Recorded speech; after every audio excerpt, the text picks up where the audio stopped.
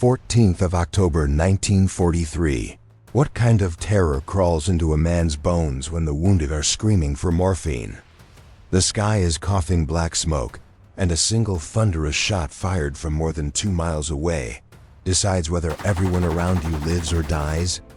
On that gray autumn morning on the Eastern Front near the Dnieper River, a U.S.-trained Allied medical detachment attached to a Soviet rifle regiment was caught inside a collapsing perimeter as German infantry and armor pressed in with methodical cruelty. And at the center of the chaos was a combat medic whose war would never be written in neat lines or heroic posters, only in blood-soaked bandages and memories that refused to stay buried. The battle had already been grinding for hours when German machine guns stitched the riverbank, turning stretchers into death traps and forcing the medic to crawl from body to body, feeling for pulses with fingers numb from cold and fear, listening to men beg him not to leave while artillery shells tore the earth open like rotten flesh. And it was here that the horror truly began, because when the Germans tightened the noose and brought forward a captured Soviet field gun to fire point blank into the defensive trench, the wounded started to realize they were about to be erased where they lay. And the medic, soaked in someone else's blood and nearly deaf from concussions, dragged a radio operator whose legs were gone into a shell crater that still steamed from the last explosion, where between gasps and screams he relayed coordinates with hands that would not stop shaking. What makes this moment different?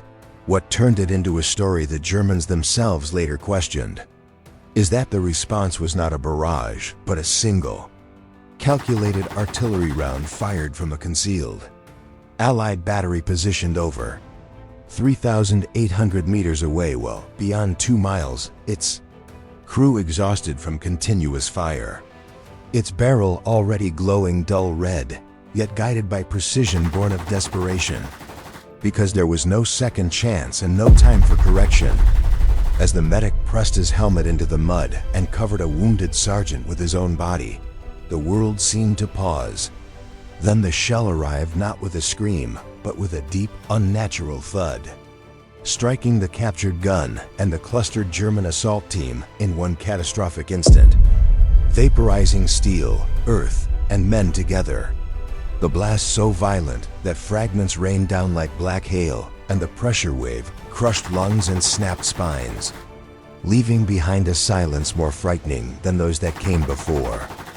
German survivors would later say it felt as if the battlefield itself had turned against them, because the shot did not just destroy the gun, it collapsed their entire forward momentum, killing the officers directing the attack and igniting ammunition that burned with a sickly orange glow.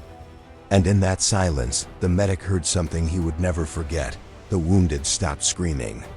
Not because they were healed, but because the enemy fire had ceased so abruptly it felt unreal. Yet the danger was not over, because as smoke rolled low across the ground like fog over a graveyard, German snipers began firing blindly into the haze. And one bullet tore through the medic's pack, shattering vials and sending glass into his back. Another struck a man he was treating in the throat, drowning him in his own blood before a word could be spoken. And still the medic kept moving, dragging bodies by belts and collars, improvising tourniquets from rifle slings. His mind narrowed to a single animal purpose: keep them alive until night. Hours later, when the position was finally reinforced and the Germans pulled back, intelligence reports confirmed what the survivors already felt in their bones. That lone artillery shell, fired from beyond 2 miles with no adjustment, had eliminated the captured gun, the assault command group, and the only breach capable of collapsing the line, effectively ending the battle in that sector. A fact so unlikely that German after-action notes questioned whether it had been luck or something darker. The medic, however, would remember it not as a miracle, but as the moment war showed its true face. Because when dawn broke, he walked the field and saw bodies fused to metal, faces frozen in expressions of surprise, and horses torn in half. The ground still warm where men had ceased to exist. And he realized that heroism and horror were not opposites but twins born in the same second.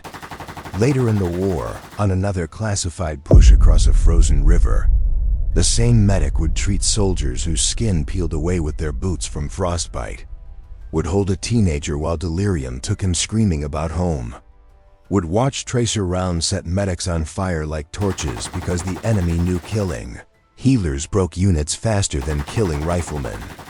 Yet nothing ever matched the memory of that single shot and the silence that followed it. Historians would tally numbers, distances, and calibers, but the truth lived in smaller details: the smell of burned cordite mixed with blood, the way hands shook uncontrollably after the adrenaline faded, the guilt of surviving when others did not. And if you think one shell cannot end a battle, if you believe distance dulls terror, ask yourself this as you reach the end of this story.